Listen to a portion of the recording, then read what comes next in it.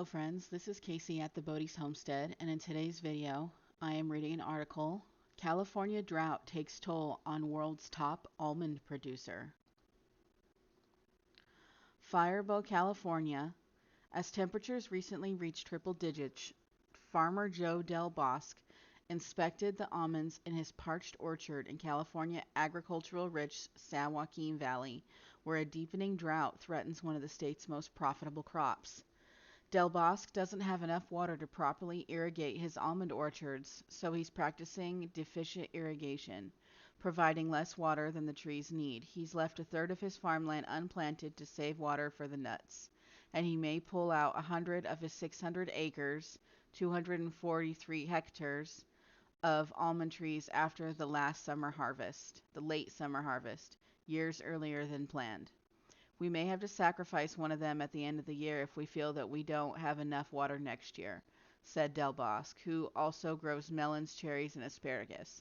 That means that our huge investment that we put in these trees is gone. A historic drought across the United States West is taking a heavy toll on California's $6 billion almond industry, which produces roughly 80% of the world's almonds. More growers are expected to abandon their orchards as water becomes scarce and expensive. It's a sharp reversal for the almonds' relentless expansion in California's agricultural Center Valley, where dry Mediterranean-like climate and reliable irrigation system made it the perfect location to grow the increasingly popular nut. Almond orchards are thirsty, permanent crops that need water year-round, clashing with a worsening drought and intensifying heat waves tied to climate change. Scientists say climate change has made the American West much warmer and drier in the past 30 years and will keep making weather more extreme. California almond production grew from 370 million pounds in 1995 to a record 3.1 billion pounds in 2020, according to the U.S. Department of Agriculture. During that period, land planted with almond trees grew from 756 square miles to 2,500 square miles. In May, the USDA projected that California almond crop would hit a record 3.2 billion pounds this year, but in July it scaled back that estimate to 2.8 billion pounds, citing low water availability and record heat. A lot of growers are having to go through a stressful time to make the water that they have last to keep their trees alive, said Richard Waycott, President and CEO of the Almond Board of California, which represents more than 7,600 growers and processors. Almonds are California's top agricultural export. The industry ships about 70% of its almonds overseas, fueled by strong demand in India, East Asia, and Europe, according to the board.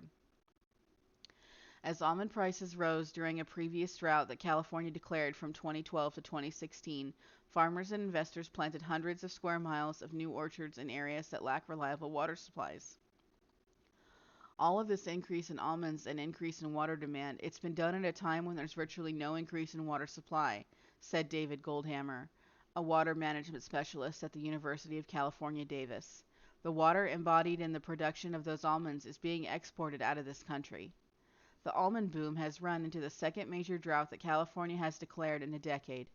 The U.S. Drought Monitor reported that 88% of the state was in extreme drought, and as of last week, the Central Valley facing the worst conditions. The drought has drained reservoirs that supply water to the Central Valley farms. In early August, Shasta's Lake, the second largest, was only 30% full, while Lake Oroville, the second largest, was only 24% full, according to the California Department of Water Resources. State and federal officials have reduced water for agriculture, forcing many farmers to leave fields fallow or switch to higher value crops that use less water. Inside the processing facility of Stewart and Jasper Orchards, about a dozen women wearing hairnets and masks inspect almonds by hand as a river of nuts traveled over conveyor belts before they were packed into boxes and shipped to customers around the world. The Newman, California-based company, processes about 60 million pounds of almonds annually and more than 31 square miles of orchards, including some 3 square miles of its own.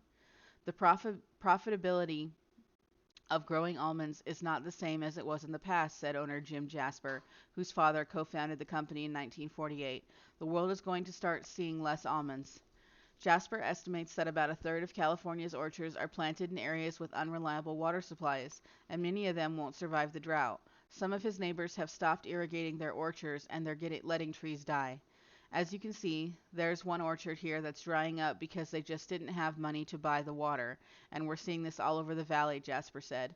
And if you're wondering, that is the picture that is on the front of this video. Like the main image is the drying up, dying almond orchard.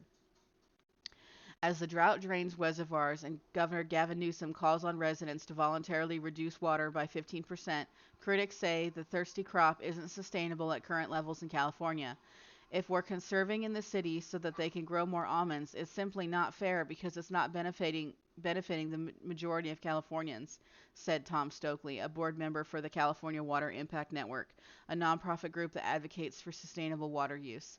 Stokely believes that the state should ban permanent crops like almond orchards in areas that don't have adequate water supplies. With the climate change, the drought, the heat waves we're having, something's going to change very quickly or we're going to literally see our state collapse, Stokely said. We need to do something about it. Okay, everybody, that's the article. So possible almond shortage in the future if they can't get a grip on how they're going to grow them, where they're going to grow them, if we can get good rain this winter, etc.